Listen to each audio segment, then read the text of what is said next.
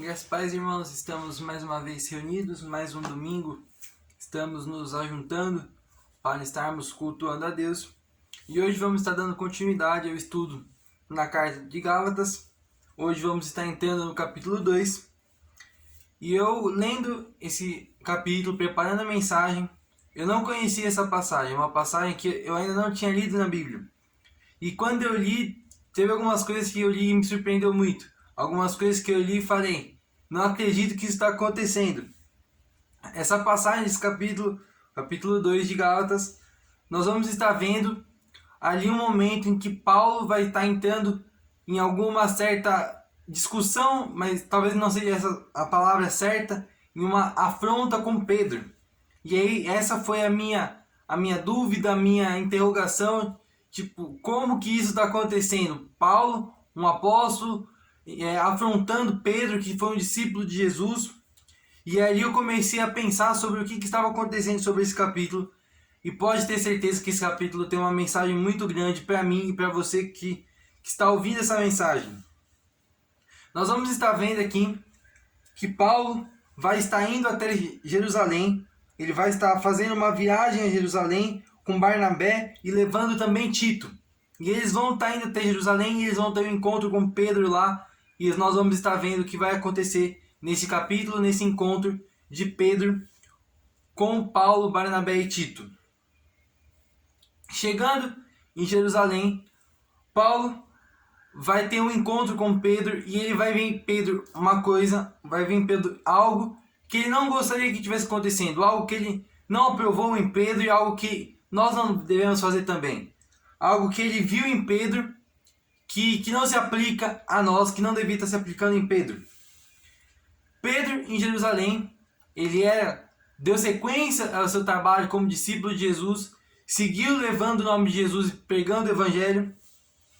E ali em Jerusalém, Pedro tinha um bom relacionamento com todos os cristãos.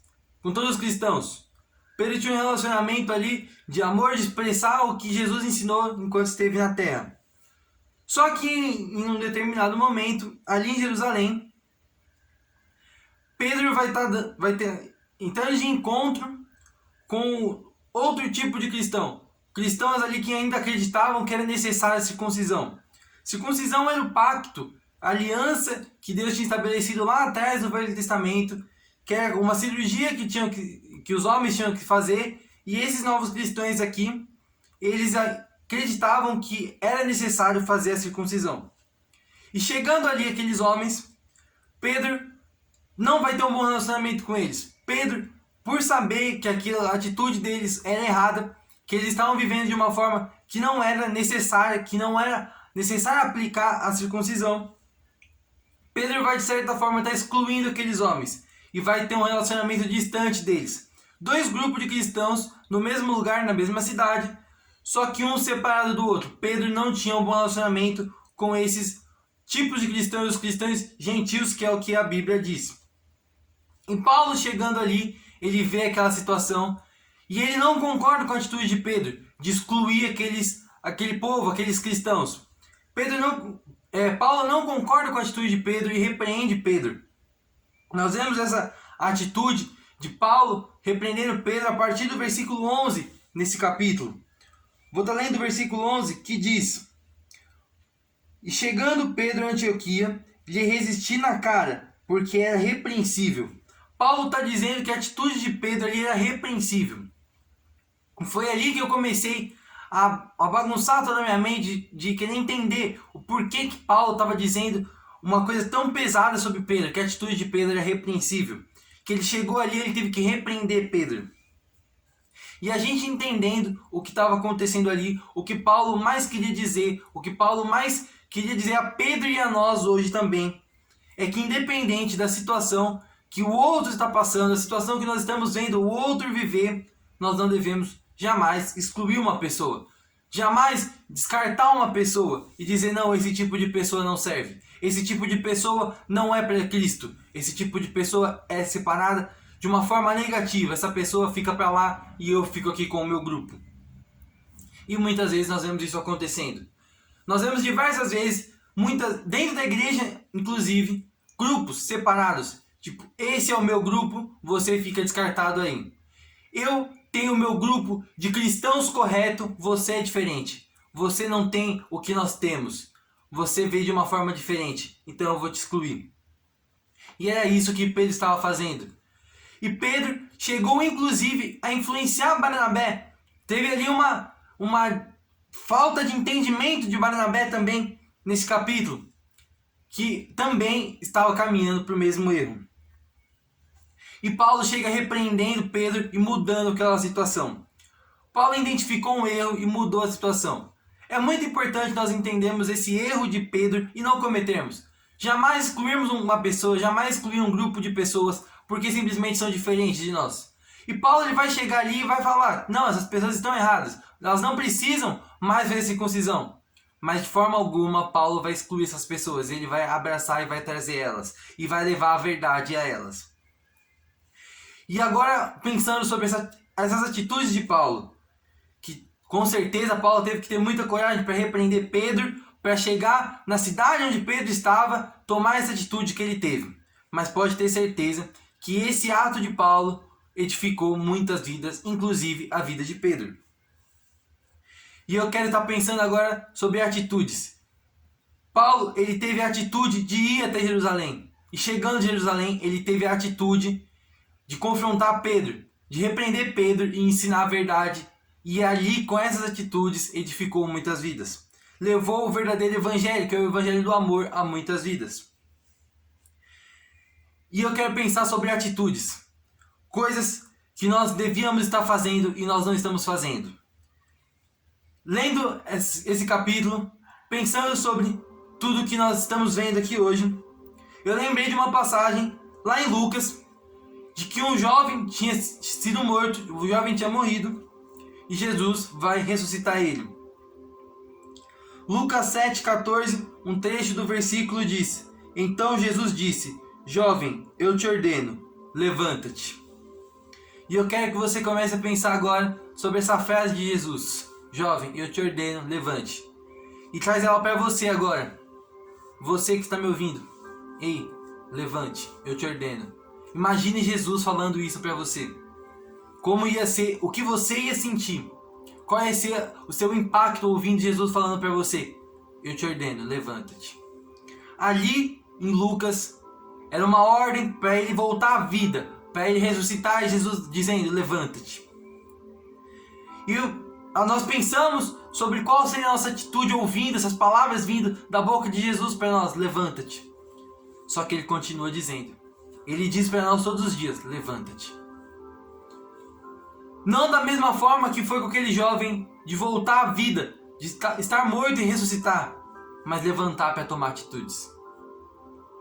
A atitude de Paulo ali edificou muitas vidas, edificou a vida de Pedro, que teve um contato real, face a face com Jesus. Foi discípulo de Jesus, conviveu com Jesus diariamente. E a atitude de Paulo edificou a vida dele. Paulo ensinou a Pedro com essas atitudes dele. Paulo levantou. Paulo ouviu o chamado de Cristo, dizendo, levanta-te, Paulo. E ele levantou e foi. Ele foi e tomou a atitude de confrontar Pedro ali. Uma atitude que não seria confortável para ele. Algo que poderia magoar Pedro. Poderia gerar coisas ruins para Paulo tomar aquela atitude. Mas ele ouviu a voz de Deus, ouviu a voz de Cristo dizendo, levanta-te. Paulo levantou e foi até Pedro. Foi até Pedro e confrontou ele e edificou muitas vidas. Ele não pensou no que era bom para ele, não pensou no que era mais confortável, não pensou no que era mais cômodo, mas foi até Pedro e confrontou ele. E repreendeu Pedro e mudou muitas vidas ali. Nós temos que tomar essas atitudes também. Nós não podemos só ficar vendo coisas e esperar que alguém faça. Cristo fala para nós hoje, levanta-te. Eu não sei em que sentido você vai ouvir essa frase de Cristo, levanta-te. Talvez Cristo esteja te dizendo hoje, levanta-te, para alguma coisa que você já deixou para trás e você nem acredita mais que seja capaz. Algum sonho seu que Cristo ainda tem guardado no seu coração. Eu não sei qual que vai ser a aplicação de Cristo no seu coração dizendo, levanta-te. Mas ele ainda diz a mesma frase para todos nós, levanta-te. Eu não sei o que ele está dizendo em particular, mas no geral ele diz com certeza: levanta-te para a obra. Talvez seja algo mais íntimo seu e de Jesus, dizendo algo mais interno para você levantar alguma coisa que você já deixou para trás. Mas uma coisa comum para todos nós é: levanta-te para a obra. Levanta-te para cumprir as atitudes que eu mandei você cumprir. Levanta-te para pregar o evangelho. Levanta-te para cumprir o ID. Levanta-te para demonstrar o amor. Levanta-te para demonstrar o amor, para levar o amor de Cristo. Levanta-te para ser semelhante a Cristo. Paulo poderia ter visto aquele erro e se conformar com ele. Não ia mudar nada para a vida de Paulo. Ele ia voltar para suas viagens, para o lugar que ele estava. Ia seguir com a vida dele. Mas ele viu o erro e confrontou. Talvez nós estejamos vendo muitos erros acontecerem na nossa vida, com pessoas próximas de nós e até mesmo dentro da nossa igreja. Nós possamos estar vendo vários erros, mas muitas vezes nós não fazemos nada. Nós só vemos e torcemos. Tomara que Deus interfira. Tomara que Deus envie alguém para mudar. Tomara que Deus diga para alguém levantar e mudar essa situação. Mas Ele diz hoje para você: levanta-te. Nós vemos muitas coisas erradas acontecerem, dentro da igreja, fora da igreja, em todos os lugares. E nós temos essa obrigação de levantar e confrontar essas coisas. Pedro estava tomando uma atitude errada, achando que estava fazendo certo.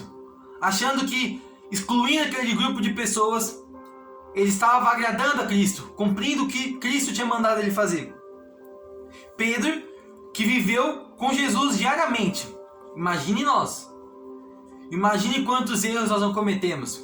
Nós precisamos de pessoas para falarem os nossos erros. Nós precisamos ser pessoas para falarem os erros dos outros. Nós precisamos levantar e mudar a situação que nós estamos vendo. Não importa quem é que está cometendo o erro. Não importa onde que esse erro está sendo cometido. Nós precisamos levantar e mudar esse erro. Nós não podemos nos conformar com os erros que estão acontecendo. Nós precisamos levantar e mudar.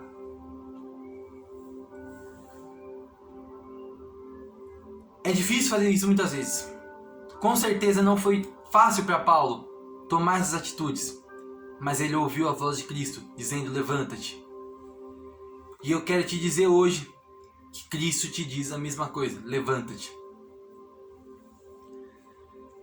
Nós oramos por muitas coisas, nós pedimos por muitas coisas, e nós ficamos esperando que caia do céu simplesmente. Levanta-te e faz o que você precisa fazer para aquela coisa acontecer. Cristo, ele vai operar um milagre, mas você precisa fazer a sua parte. Levanta-te e vai em busca da sua oração. Não fique esperando simplesmente. Levanta-te e demonstre a sua fé. Levanta-te e cumpra o que Jesus mandou você fazer. Levanta-te e leve o evangelho. Levanta-te e leve o amor. Levanta-te e vai buscar aquilo que você tem que Cristo tem para sua vida. Aquilo que é o seu chamado. Levanta-te e vai buscar. Não se conforme com os erros. Não se conforme com a apatia. E não fique seguindo um paradigma. Não fique seguindo o senso comum. Mas siga o que é a verdade de Cristo. Não importa quem te falou que essa é a falsa verdade. Não importa o que de errado você está seguindo. Nem quem te falou, nem onde te falaram. Confie em Cristo. Ouça a verdade de Cristo. Levanta-te e vai até Ele. Levanta-te para a obra. Levanta-te hoje. Da mesma forma que Jesus disse para aquele jovem levantar e ressuscitar dos mortos, Ele diz hoje para nós: levanta-te da apatia que você está hoje. Levanta-te da falta de fé que você tem hoje. E vem cumprir a minha obra. Levanta-te e vem caminhar do meu lado. É isso que Cristo vem dizendo para nós hoje.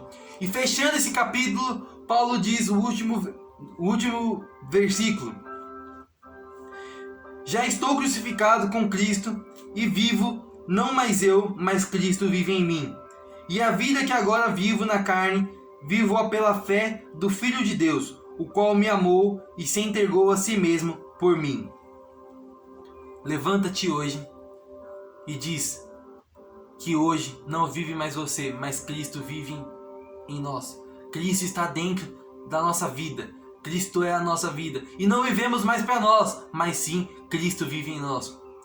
Nossas atitudes são pensadas nele, estamos pensando no que ele faria no nosso lugar. Levantemos hoje e mudemos o nosso ser, mudemos as atitudes erradas que nós temos, as atitudes erradas que nós cometemos, aquilo que nós sabemos que é errado, mas mesmo assim cometemos e continuamos fazendo, vivendo num ciclo sem fim. Vamos mudar, vamos colocar um fim nesse ciclo de coisas erradas, vamos colocar um fim nesse ciclo de pecados que nós estamos vendo, outras pessoas fazendo, ou às vezes nós mesmos fazendo. Vamos colocar um fim nessas coisas, vamos colocar um fim nesses paradigmas, vamos colocar um fim nos rótulos. Vamos levantar hoje e viver o que Cristo tem para a nossa vida. Pai Santo, nesse momento eu quero te pedir força, eu quero te pedir força para levantarmos e cumprir a tua obra. Quero te pedir força para levantarmos e cumprirmos aquilo que o Senhor nos mandou fazer.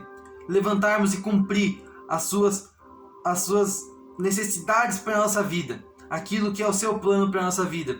Que nós possamos ter mais fé e acreditar que aquilo que o Senhor nos mandou fazer é o nosso melhor. É para o nosso melhor. Que nós temos que fazer com o nosso melhor. Que isso vai edificar vidas. Nós vamos trazer vidas a Ti. Isso vai nos edificar. Que nós possamos te encontrar cada dia mais. Nós possamos estar mais próximo de Ti e cada dia te conhecer mais. Que nós possamos ter a ousadia de levantar, ouvir o Teu chamado e levantar. Deixar os rótulos, deixar as coisas erradas, deixar o nosso passado de lado. Confrontar o erro. E que nós possamos viver uma vida mais próxima de Ti, uma vida melhor. E que nós possamos fazer aquilo que é a Tua vontade para nós. Fazer aquilo que é os Teus planos para nós. Fazer aquilo que o Senhor nos mandou fazer. Eu te peço isso, em nome de Jesus. Amém.